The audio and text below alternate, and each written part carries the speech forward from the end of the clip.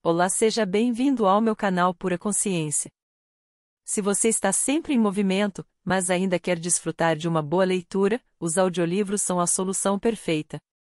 Abordando temas e livros que são pura consciência, você encontrará as melhores recomendações de audiolivros para contribuir e otimizar o seu tempo.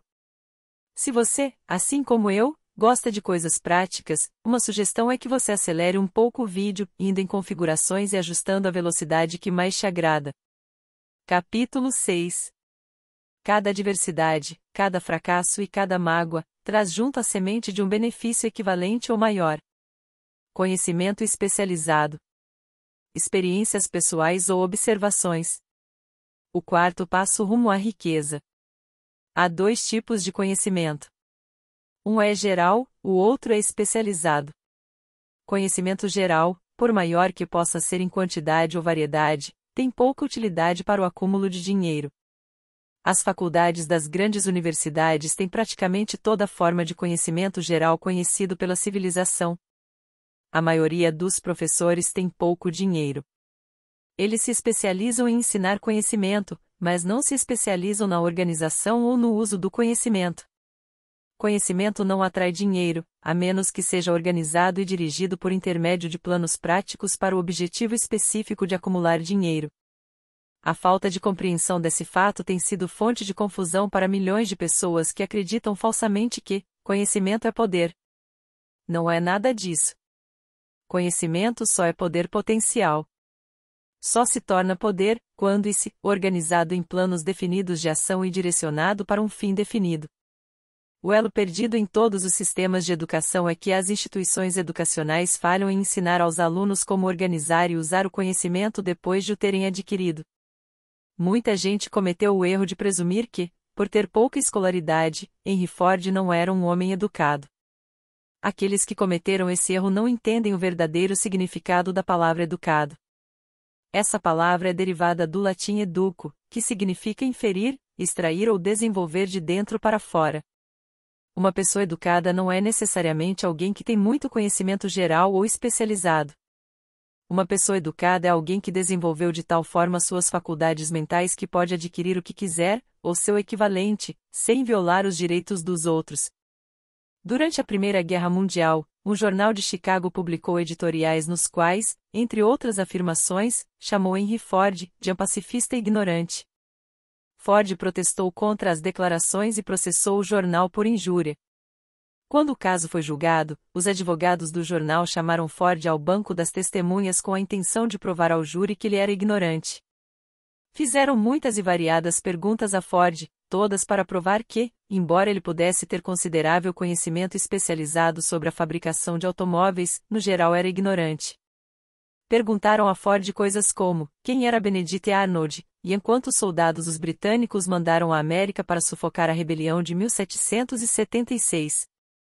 Em resposta à última pergunta, Ford respondeu: não sei o número exato de soldados enviados pelos britânicos, mas ouvi dizer que foi um número consideravelmente maior do que os que voltaram. Finalmente, Ford se cansou daquela linha de interrogatório. Em resposta a uma pergunta particularmente ofensiva, ele se inclinou à frente, apontou o dedo para o advogado que a havia feito e disse: se eu quisesse mesmo responder à pergunta tola que você acabou de fazer ou a qualquer outra que vocês têm feito, deixe-me lembrar-lhe de que tenho uma fileira de botões na minha mesa e, ao apertar o botão certo, posso chamar assistentes capazes de responder a qualquer pergunta que eu queira fazer relacionadas ao assunto ao qual eu esteja dedicando meu esforço. Agora poderia, por favor, me explicar por que tenho que entupir minha cabeça com conhecimento geral só para poder responder a perguntas quando estou cercado de homens capazes de fornecer todo o conhecimento de que preciso? A resposta acabou com o advogado. Todas as pessoas no tribunal perceberam que aquela não era a resposta de um homem ignorante, mas de um homem educado. Qualquer pessoa é educada quando sabe onde buscar o conhecimento de que precisa e como organizar esse conhecimento em planos de ação definidos. Com a ajuda de seu grupo de mastermind, Henry Ford tinha a seu dispor todo o conhecimento especializado necessário para se tornar um dos homens mais ricos dos Estados Unidos. Não era essencial que ele detivesse esse conhecimento. Você pode ter todo o conhecimento de que precisa. Antes de poder transmutar seu desejo em dinheiro, você vai precisar de conhecimento especializado sobre o serviço, a mercadoria ou a profissão que pretende oferecer em troca da fortuna. Talvez possa precisar de muito mais conhecimento especializado do que tem capacidade ou inclinação para adquirir. Se for esse o caso, você pode compensar sua fraqueza com a ajuda de seu grupo de mastermind. O mastermind é definido como coordenação de conhecimento e esforço em espírito de harmonia, entre duas ou mais pessoas para a realização de um objetivo definido. O significado maior do grupo de mastermind é explicado com mais detalhes nos próximos capítulos. Comentário. Depois de ler a definição de Hill do mastermind, muita gente pode deduzir que ele está descrevendo o trabalho em equipe. Isso não é correto. A seguinte explicação é adaptada do livro Believe in Achieve, da Fundação Napoleon Hill. O trabalho em equipe pode ser feito por qualquer grupo, mesmo por um cujos membros tenham interesses discrepantes, porque tudo o que ele exige é cooperação. No trabalho em equipe, as pessoas podem colaborar simplesmente porque gostam do líder ou por noção de dever. Alguns membros da equipe vão dar 100% a qualquer equipe que pague a eles o suficiente para isso, mas se preocupam um pouco com o objetivo. E às vezes o trabalho em equipe é bom porque membros diferentes têm objetivos diferentes. Um conselho de diretores pode discordar, pode até ser hostil, e ainda assim dirigir uma empresa de forma bem-sucedida. Grupos musicais são compostos por pessoas reconhecidamente autocentradas que trabalham em equipe, se isso servir para levá-los adiante. O mastermind, por outro lado, é formado por indivíduos que têm o mesmo interesse, uma profunda noção de missão e de compromisso com o mesmo objetivo. O mastermind representa a mais alta ordem de pensamento de um grupo de pessoas com conhecimento, cada uma contribuindo com o que tem de melhor de acordo com as suas próprias capacidades, especialidade e formação. Se você já participou de uma reunião onde tudo se encaixava e as ideias eram construídas uma a partir das outras, com cada membro contribuindo até que da atividade do grupo surgia a melhor ideia ou solução possível, isso foi um mastermind em ação. Napoleon Hill acreditava que você deve fazer da experiência do mastermind algo regular em sua vida, se quiser realmente alcançar o sucesso. Como escolher as pessoas certas para o seu mastermind será discutido mais adiante no capítulo 11, o poder do mastermind. O acúmulo de grandes fortunas exige poder, e poder é adquirido por meio de conhecimento especializado altamente organizado e dirigido com inteligência. Esse conhecimento não precisa ser necessariamente da pessoa que acumula fortuna. Isso deve dar esperança e incentivo àqueles que querem acumular uma fortuna, mas não têm necessariamente a educação para fornecer esse conhecimento especializado. As pessoas às vezes passam pela vida sofrendo com complexos de inferioridade por não terem a educação. O indivíduo capaz de organizar e dirigir um grupo de mastermind de pessoas que possuem o conhecimento necessário é tão educado quanto qualquer membro do grupo. Thomas Edison teve apenas 3 meses de escolaridade durante toda a vida.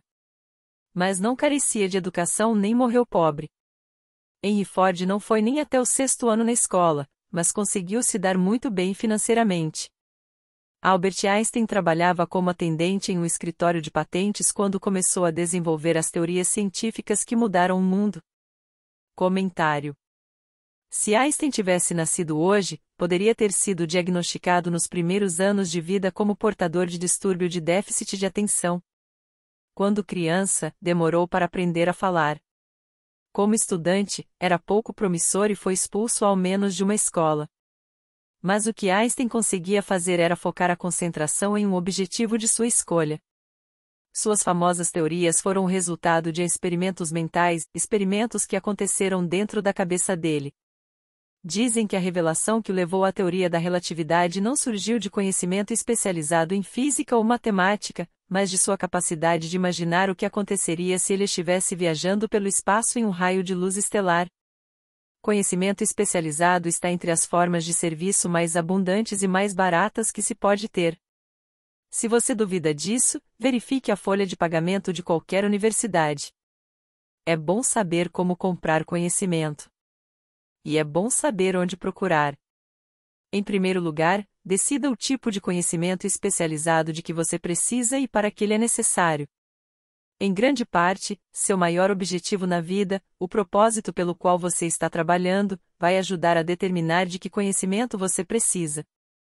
Seu próximo movimento requer informação precisa, sobre fontes confiáveis de conhecimento.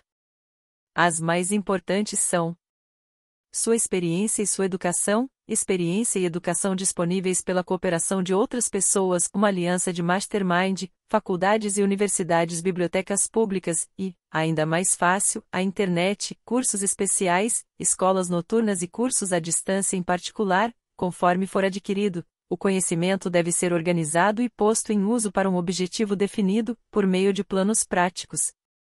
Conhecimento não tem valor, exceto pelo que pode ser adquirido com sua aplicação relacionada a algum fim válido.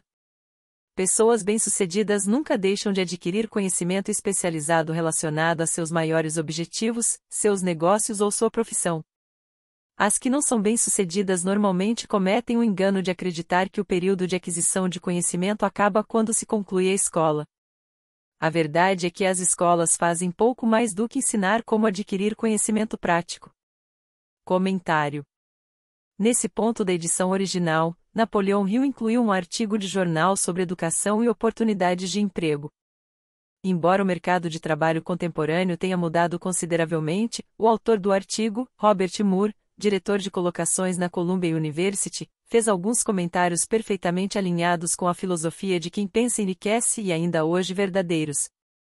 Um desses comentários foi: o homem que foi ativo no campus, cuja personalidade permite que ele se dê bem com todo tipo de pessoa, e que tenha feito um bom trabalho com seus estudos, tem uma boa vantagem sobre o estudante estritamente acadêmico. Uma das maiores indústrias, líder em seu ramo, ao escrever para Moore sobre a contratação de formandos na universidade, informou: enfatizamos qualidades como caráter, inteligência e personalidade, mais que o histórico educacional específico. Embora poucos neguem o valor da educação, como Moore sugere acima e como Hill apontou antes sobre Edison, Ford e Einstein, desempenho acadêmico nunca foi um indicador seguro de sucesso. A edição de 27 de outubro de 2003 da revista Time fez uma análise semelhante em sua matéria de capa sobre as mudanças em curso no exame SAT.1. Embora o principal foco do artigo seja o esforço para tornar o SAT menos tendencioso, também aponta que pesquisa recente indica que nem o SAT, nem testes de QI provaram ser previsões confiáveis de realização futura no mundo real. Em seu best-seller Inteligência Emocional, Daniel Goleman criou um argumento convincente, de que o jeito como as pessoas lidam consigo e com seus relacionamentos, o qual ele chama de inteligência emocional ou LE, é um indicador muito melhor que o QI para prever se uma pessoa será bem-sucedida na vida.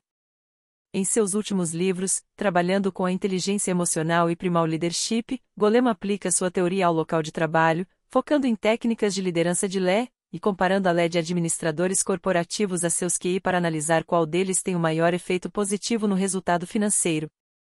As teorias de Daniel Goleman causaram algumas mudanças significativas dentro de círculos educacionais e entre teóricos de gestão, mas seu maior impacto tem sido sobre indivíduos que vivem intimidados por acreditarem que não são suficientemente inteligentes. Para eles, os livros de Goleman oferecem evidência convincente de que, embora eles talvez não tenham educação convencional, suas capacidades naturais e habilidades interpessoais podem ser muito mais importantes para a aquisição do sucesso. Uma das fontes de conhecimento mais confiáveis e práticas, à disposição daqueles que precisam de instrução especializada são as escolas noturnas, cursos de extensão e seminários. As escolas por correspondência dão treinamento especializado em qualquer lugar acessível ao correio dos Estados Unidos ou pela internet.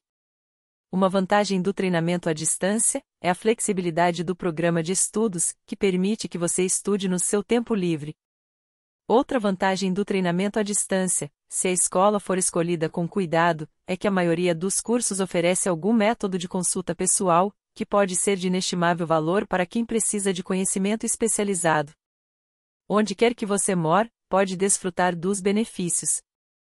Uma aula de uma empresa de cobrança, qualquer coisa adquirida sem esforço e sem custo em geral não é apreciada e frequentemente é desacreditada. Talvez por isso se aproveite tão pouco da maravilhosa oportunidade que se tem nas escolas públicas.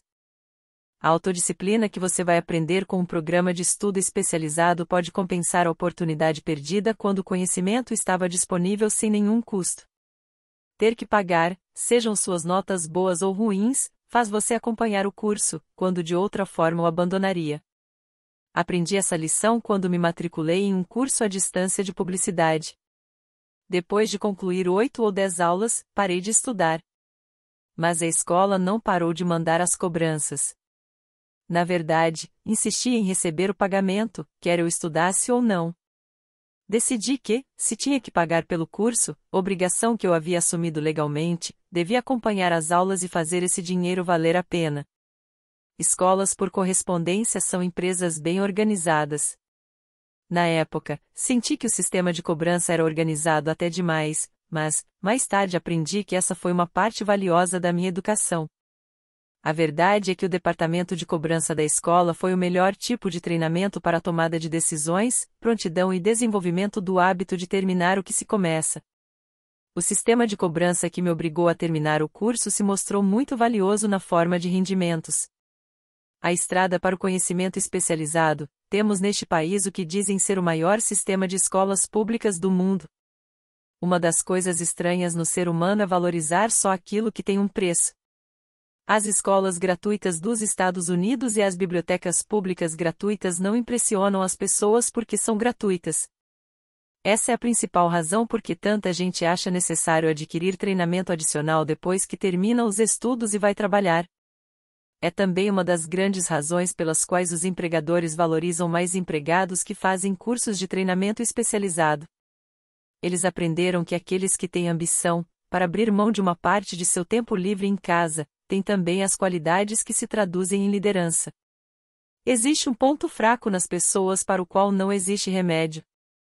É a fraqueza universal da falta de ambição. Pessoas que abrem mão de parte de seu tempo livre para fazer cursos, raramente ficam na parte de baixo por muito tempo.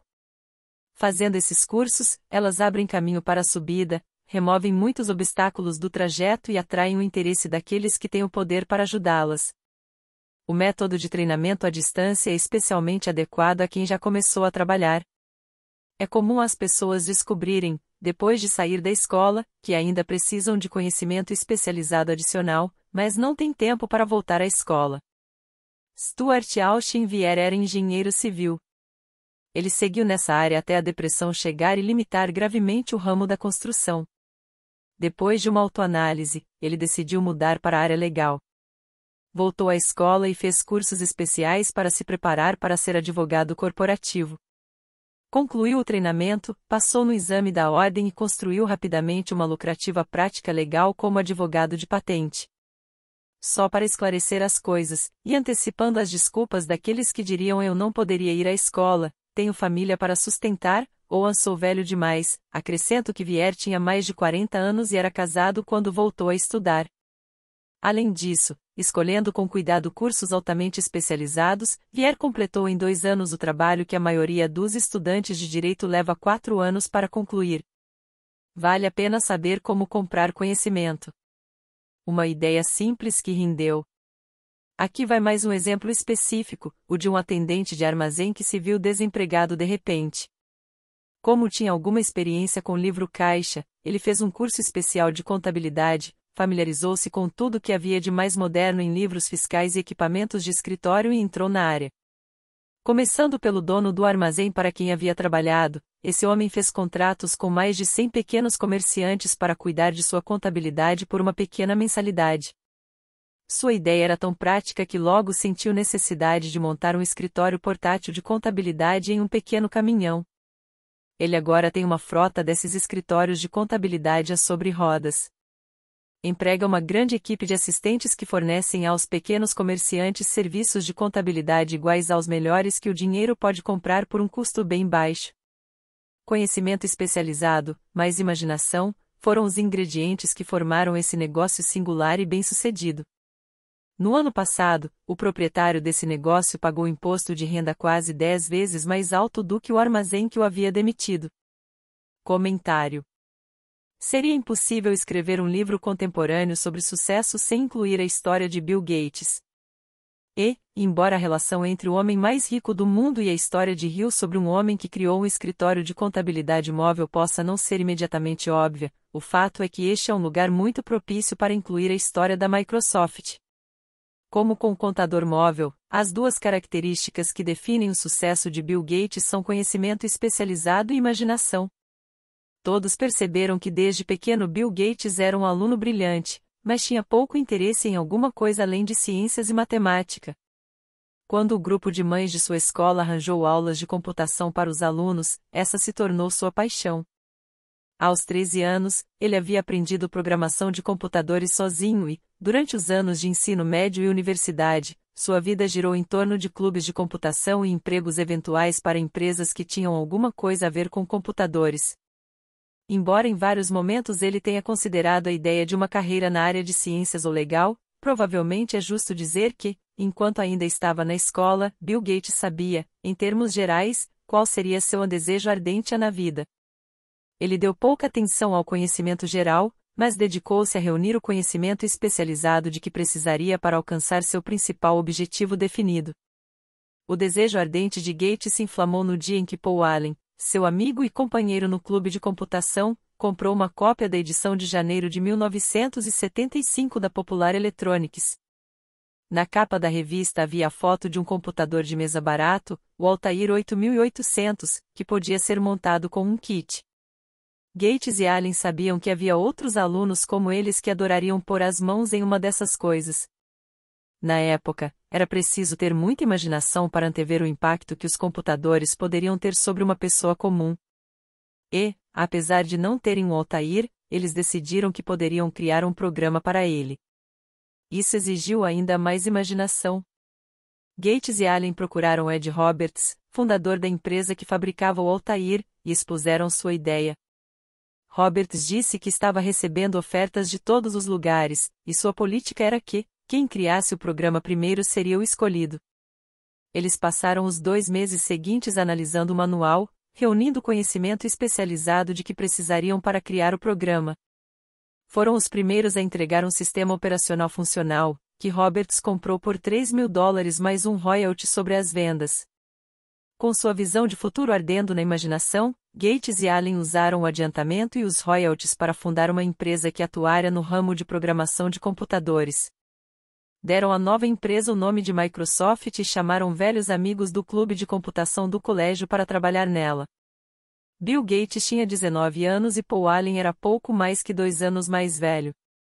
Eles e os amigos do clube de computação começaram a criar programas para Apple Computer, Commodore e quem mais contratasse os serviços da empresa. Durante os 5 anos seguintes, Bill Gates e Paul Allen tiveram ideias criativas, mas se concentraram principalmente em adquirir o conhecimento especializado necessário para administrar e ampliar uma empresa de sucesso. Então, em 1980, a IBM, que finalmente havia decidido entrar no ramo dos pequenos computadores, precisou de ajuda para se acelerar. A empresa procurou a Microsoft para encomendar um sistema operacional para o novo computador. Novamente, conhecimento especializado e imaginação foram as qualidades que guiaram Bill Gates. Em sua imaginação, Gates e Allen podiam ver um futuro ainda maior que antes e, com o conhecimento especializado sobre o que os computadores podiam fazer, sabiam que papel poderiam desempenhar nesse futuro. Foi então que tomaram 2 atitudes que foram a base do sucesso da Microsoft. Primeiro, por causa do prazo apertado da IBM, Gates procurou um programador de computadores, Tim Paterson, e comprou dele um sistema operacional rudimentar, mas já desenvolvido. Gates se dedicou a modificar o sistema e mudou o nome para MS-DOS, de Microsoft Disk Operating System.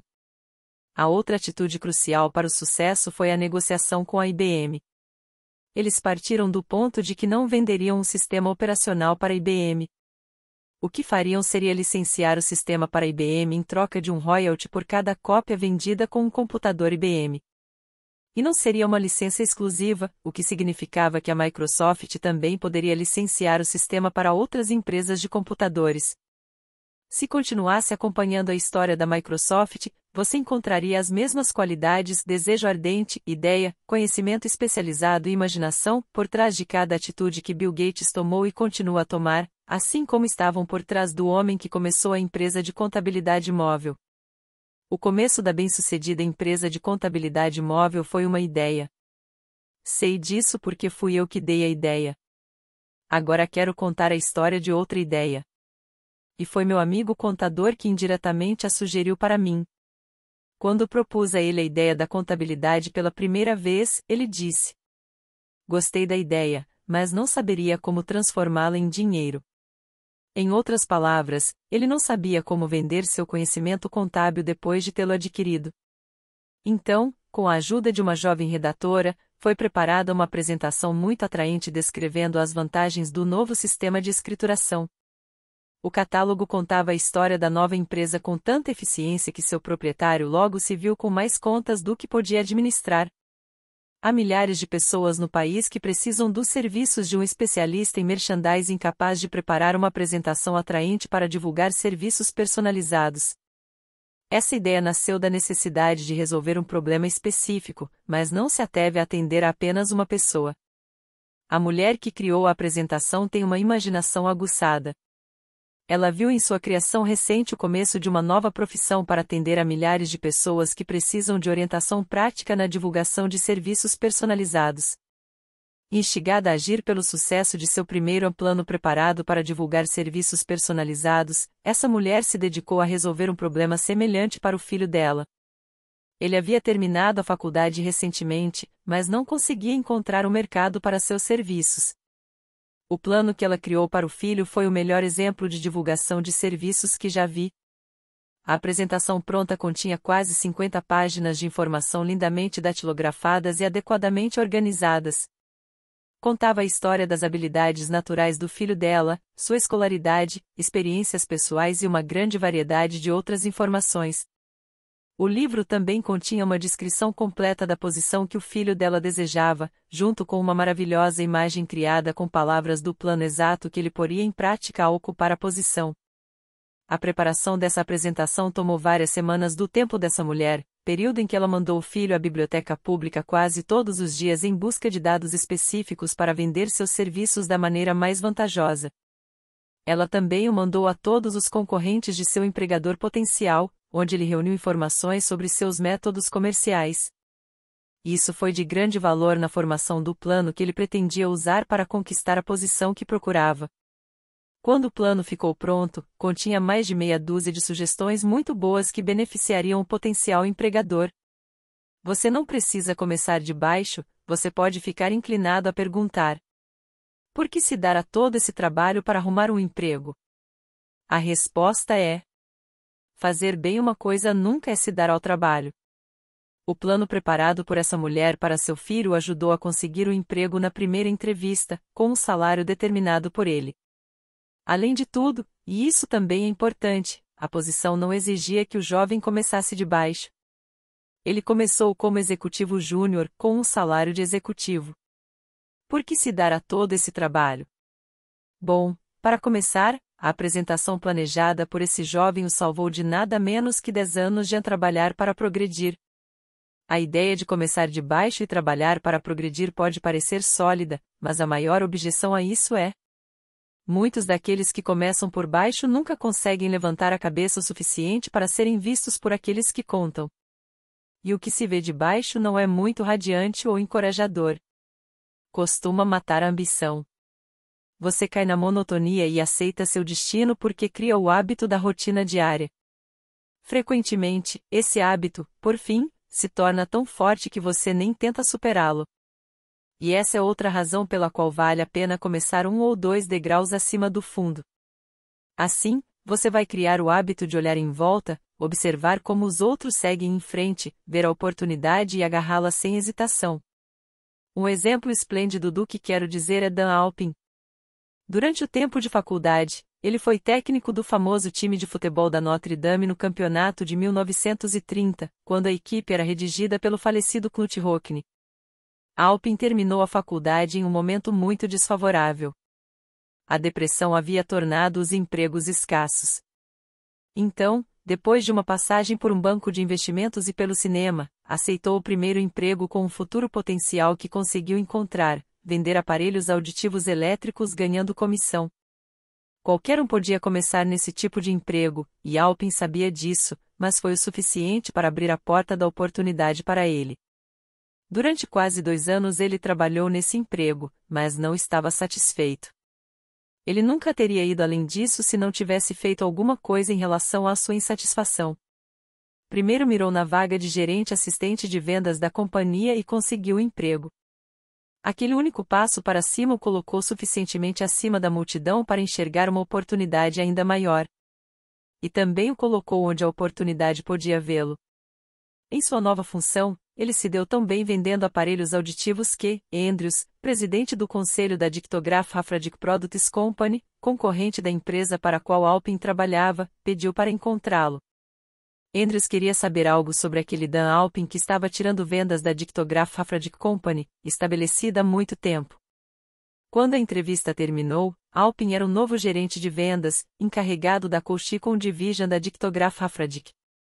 Então, para testar o ímpeto do jovem Alpin, Andrews viajou para a Flórida por 3 meses, deixando-o para afundar ou nadar no novo emprego.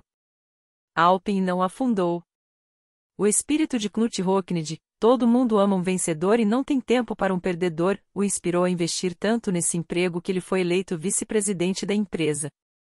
Vice-presidente era um cargo que muitos se orgulhariam de conquistar em 10 anos de esforço leal, mas Alpin conseguiu a façanha em pouco mais de 6 meses.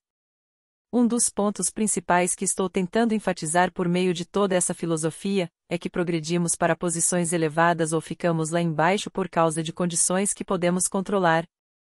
Mas só se quisermos controlá-las. Também estou tentando enfatizar outro ponto, que sucesso e fracasso são em grande parte resultados do hábito. Não tenho a menor dúvida de que a associação próxima de Dan Alpin com o maior treinador de futebol que os Estados Unidos já conheceram, plantou em sua mente o mesmo tipo de desejo de excelência que fez o time de futebol da Notre Dame mundialmente famoso. Realmente, tem alguma coisa na ideia de que idolatrar um herói é útil, desde que você idolatre um vencedor. Minha crença na teoria de que associações comerciais são fatores vitais, tanto para o fracasso quanto para o sucesso, foi claramente demonstrada quando meu filho Blair estava negociando um emprego com Dan Alpin. Alpin ofereceu a ele um salário inicial de mais ou menos metade do que Blair poderia ter conseguido em uma empresa concorrente. Pus em prática a pressão parental e incentivei Blair a aceitar o emprego oferecido por Alpin. Acredito que se associar a pessoas que se recusam a se comprometer com circunstâncias é um bem que nunca pode ser avaliado em termos de dinheiro. A base é um lugar monótono, terrível e não lucrativo para qualquer pessoa.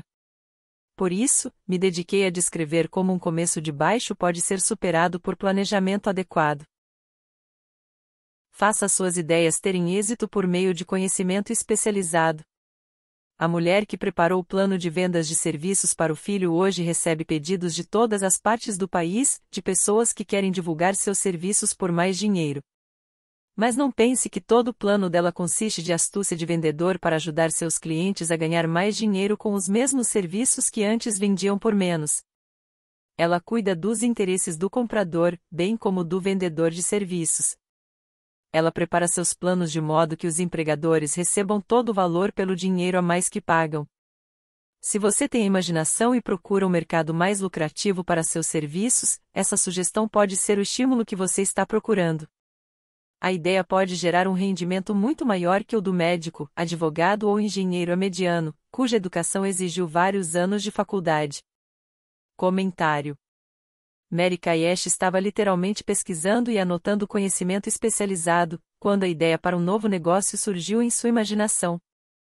Mary Kay havia se demitido do emprego de gerente de vendas bem-sucedida no ramo de presentes porque tinha desanimado ao ver os homens que ela havia treinado ganhando mais e sendo promovidos antes dela.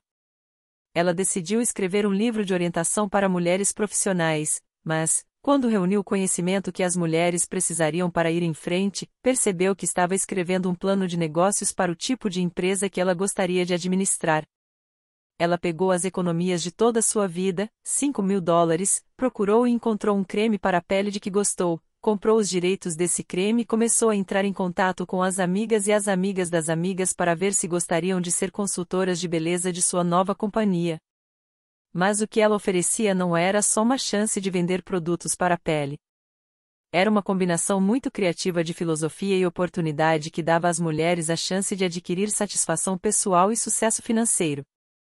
A empresa teve um lucro modesto em seu primeiro ano e continuou crescendo todo ano, até que, no começo do século XXI, havia mais de 1 milhão de consultoras independentes de beleza em 30 países, com vendas brutas de mais de $1,5 bilhão.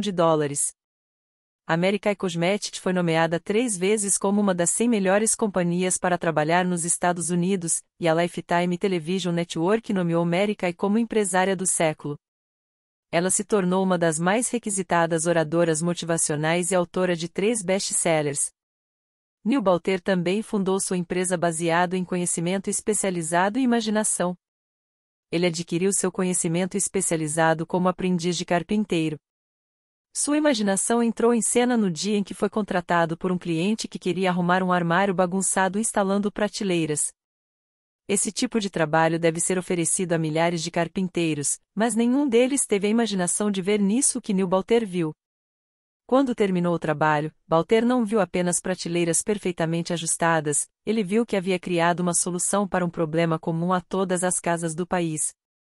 Ele pegou o dinheiro que ganhou com o serviço e começou um negócio próprio, a California Closet Company, empresa especializada em prateleiras e acessórios planejados para organizar de maneira atraente o espaço de armários para obter eficiência máxima.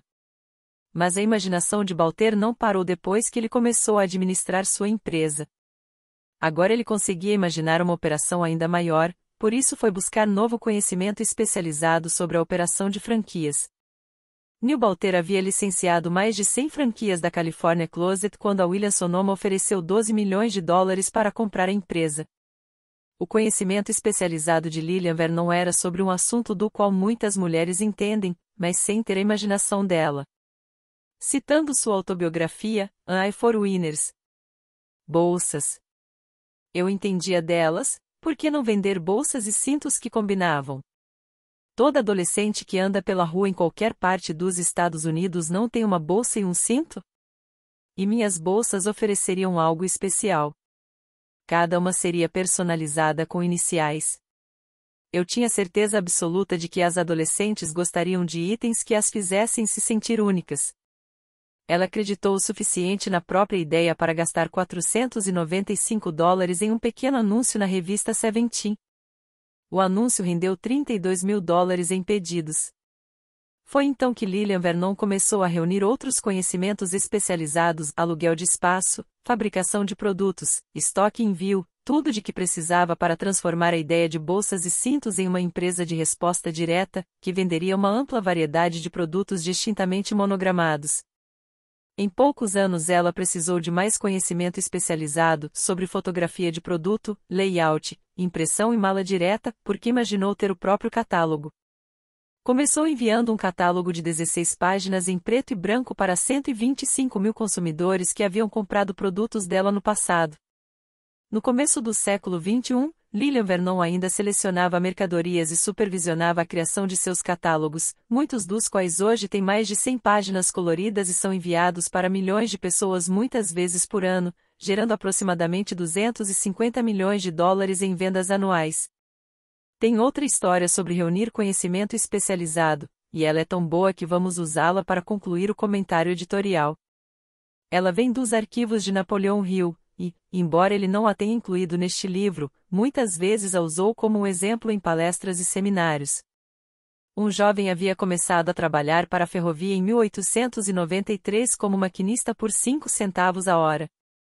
Ele estava sempre fazendo cursos e aprendendo o que podia sobre locomotivas a vapor e, em 1905, havia galgado posições e se tornado superintendente de locomotivas da Chicago Great Western em Welvin, Iowa. Então fez uma coisa que deve ter dado aos amigos a impressão de que havia perdido o juízo. Ele estava na feira do automóvel de Chicago quando um locomobile vermelho e branco chamou sua atenção. Pegou as economias de toda sua vida, $700, e convenceu um amigo a ser fiador de um empréstimo de $4,3 mil para poder comprar o carro. Prontamente o levou para casa, pôs em um galpão, içou e começou a desmontá-lo peça por peça. Depois remontou. Depois desmontou e remontou novamente. Depois de repetir a operação mais algumas vezes, ele havia aprendido o que precisava saber. E foi assim que Walter P. Chrysler reuniu o conhecimento especializado de que precisava para sair da ferrovia e entrar na indústria automobilística. Não há preço fixo para boas ideias. Por trás de todas as ideias existe conhecimento especializado. Mas lembre-se: Conhecimento especializado é mais abundante e mais facilmente adquirido que ideias. Por causa dessa verdade, existem oportunidades cada vez maiores para a pessoa capaz de ajudar homens e mulheres a vender seus serviços. Capacidade significa imaginação, a única qualidade necessária para combinar conhecimento especializado com ideias para criar planos organizados que vão produzir riqueza. Se você tem imaginação, este capítulo pode trazer uma ideia que será o começo da riqueza que você deseja. Lembre-se, a ideia é o principal. Conhecimento especializado pode ser encontrado ali na esquina, em qualquer esquina. Obrigada por assistir até aqui. Acompanhe no próximo vídeo o capítulo 7.